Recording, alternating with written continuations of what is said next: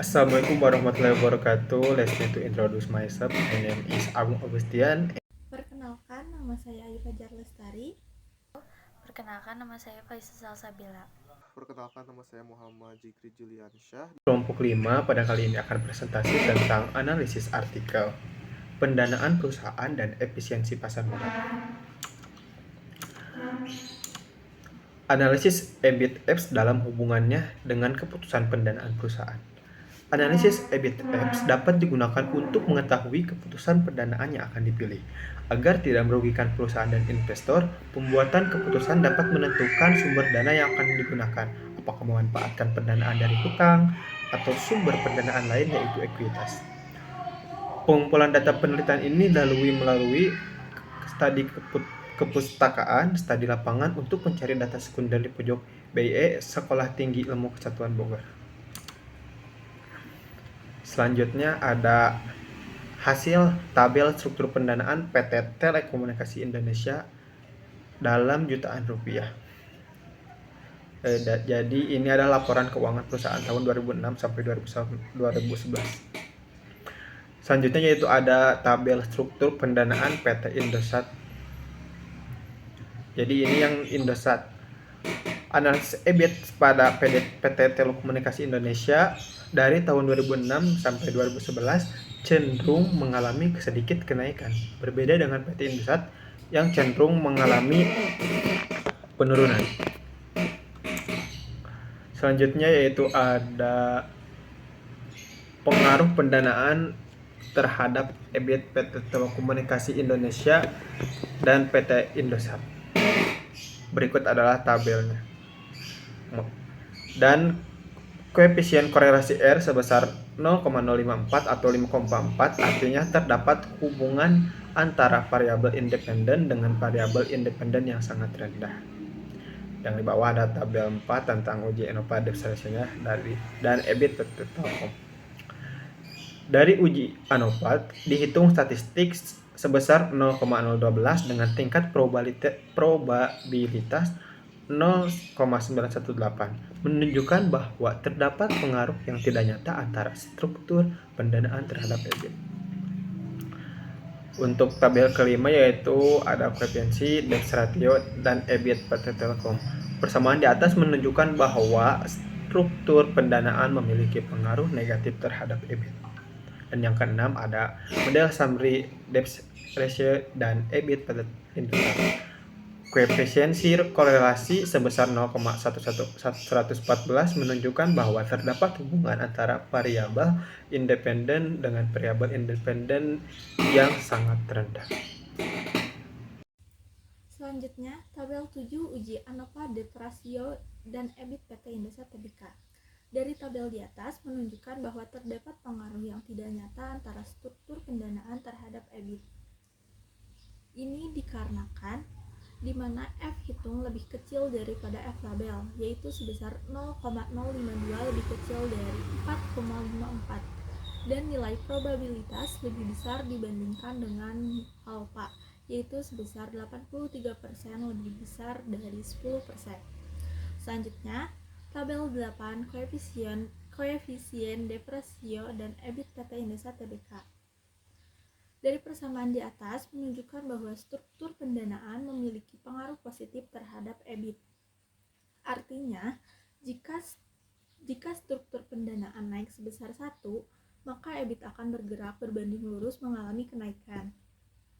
Ini dikarenakan T hitung lebih kecil dibandingkan dengan T tabel, maka H0 diterima dan HA ditolak karena struktur pendanaan memiliki pengaruh yang tidak signifikan terhadap EBIT perusahaan.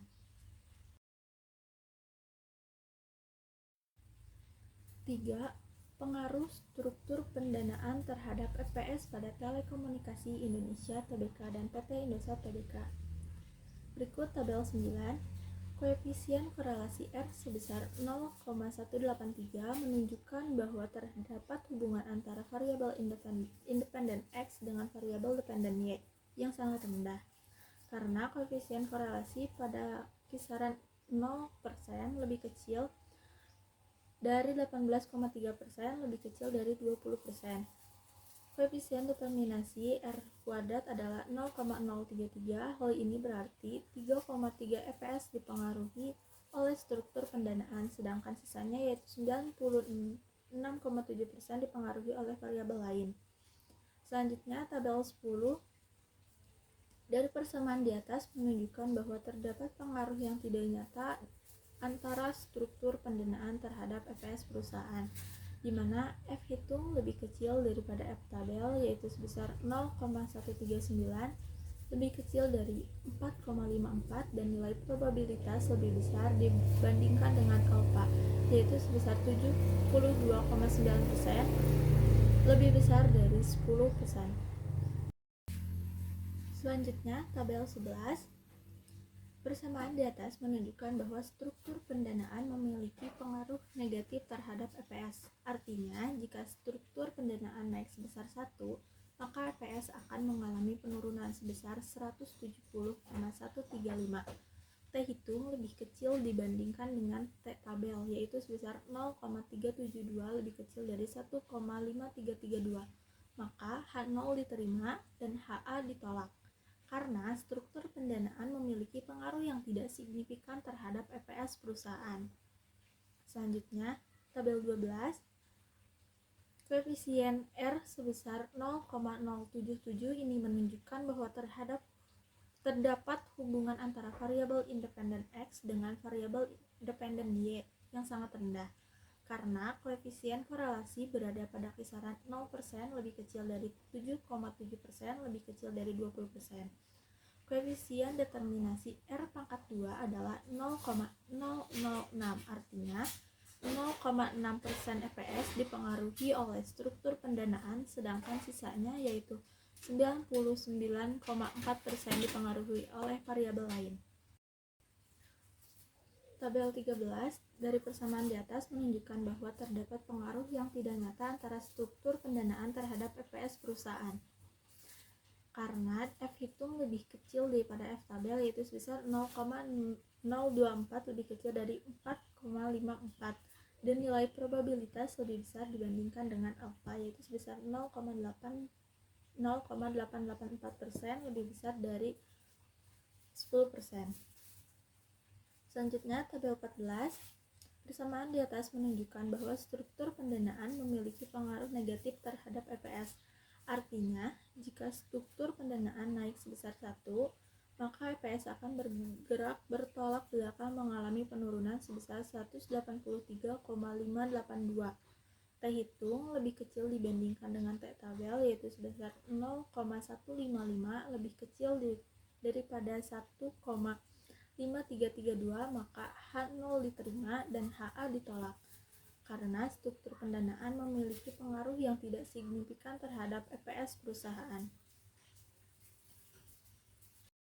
Terakhir, analisis kebijakan pendanaan pada PT Telekomunikasi Indonesia Tbk dan PT Indosat Tbk dengan EBIT EPS Indifference Point. Dari tabel tersebut, hasil analisis struktur pendanaan selama periode 2006 sampai 2011 PT Telekomunikasi Indonesia Tbk dan PT Indosat Tbk cenderung menggunakan ekuitas. Kesimpulan, hasil analisis menunjukkan bahwa kedua perusahaan cenderung menggunakan ekuitas untuk pendanaan. Namun, pada beberapa tahun, mereka menggunakan utang jangka pendek dan jangka panjang. Keputusan manajemen untuk menggunakan hutang pada tahun tersebut kurang baik karena menyebabkan penurunan kinerja dan laba per saham. Analisis juga menunjukkan bahwa kedua perusahaan mengalami fluktuasi pada sebelum bunga dan pajak, EBIT dan laba per saham atau EPS selama periode tersebut. Lalu artikel kedua yaitu efisiensi pasar modal.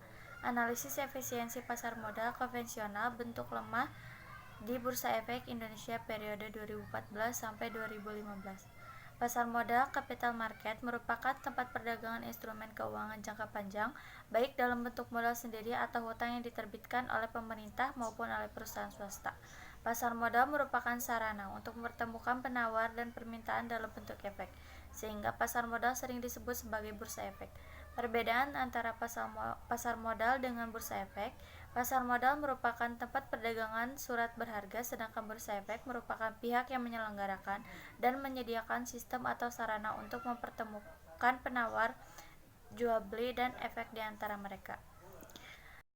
Teknik pengambilan sampel dalam penelitian ini dipilih dengan menggunakan metode non-probability sampling dengan teknik purposive sampling, yaitu pengambilan sampel dengan kriteria tertentu. Dengan kriteria, saham tersebut menjadi anggota tetap selama 2 periode berturut-turut, yaitu periode Februari sampai Juli 2014, Agustus 2014 sampai Januari 2015, Februari sampai Juli 2015, dan Agustus 2014 sampai Januari 2016. Indeks LQ45. Data saham yang digunakan adalah harga saham mingguan pada periode 2014 sampai 2015. Dengan kriteria di atas, maka terdapat 36 perusahaan sampel penelitian. Yang pertama yaitu saham konvensional anggota indeks berjumlah 45, tidak menjadi anggota tetap selama periode 2014 sampai 2015 berjumlah 9, dan total sampelnya 36. H1, pasar modal konvensional periode 2014 sampai 2015 sudah efisien dalam bentuk lemah. Dan berikut adalah hasil yang telah didapatkan pada pengujian pasar modal bentuk lemah dilakukan dengan uji rantes untuk mengetahui kerandoman atau keacakan sebuah rangkaian kejadian.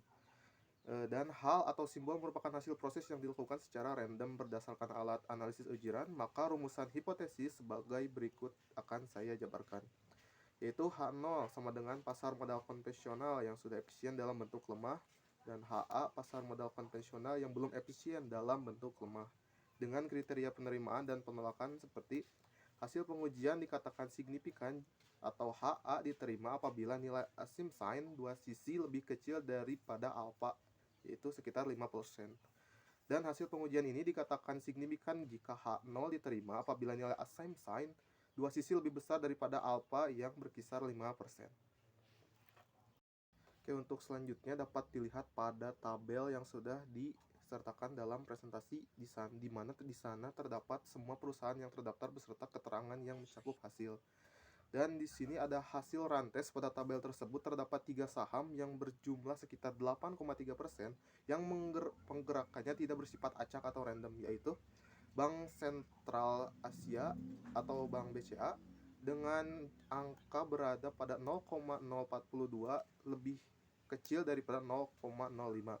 Selanjutnya ada Bank Mandiri yang terdaftar sebagai Persero yang berada di angka 0,002 lebih kecil dari 0,05, dan ada juga Gudang Garam Tbk yang berkisar di angka 0,004 lebih kecil dari 0,05. Namun sebanyak 33 saham berjumlah sekitar 91,7% bersifat random. Dan hasil secara keseluruhan pada tabel tersebut terdapat suatu nilai asymptote yang berada pada angka 0,429 lebih besar daripada 0,05. Dan dengan kata lain, H0 dapat diterima sehingga hal ini menunjukkan bahwa perubahan harga pada periode penilaian, yaitu pada periode 2014 hingga 2015, bersifat random. Oke, jadi untuk kesimpulannya adalah pasar modal konvensional dapat dikatakan sudah efisien dalam bentuk lemah dengan menggunakan informasi harga saham pada periode 2014 hingga 2015. Hal ini dapat dibuktikan dengan melakukan uji rantes terhadap return mingguan tiap sampel, di mana hasil asymptote dua sisi setiap sampel lebih besar daripada alfa. Nah, pada hasil penelitian pada periode 2014 hingga 2015, terdapat 33 saham yang berada pada angka 91,7% bergerak secara random. Dan juga ada 3 saham yang berjumlah yang berada pada angka 8,3% bergerak secara tidak random.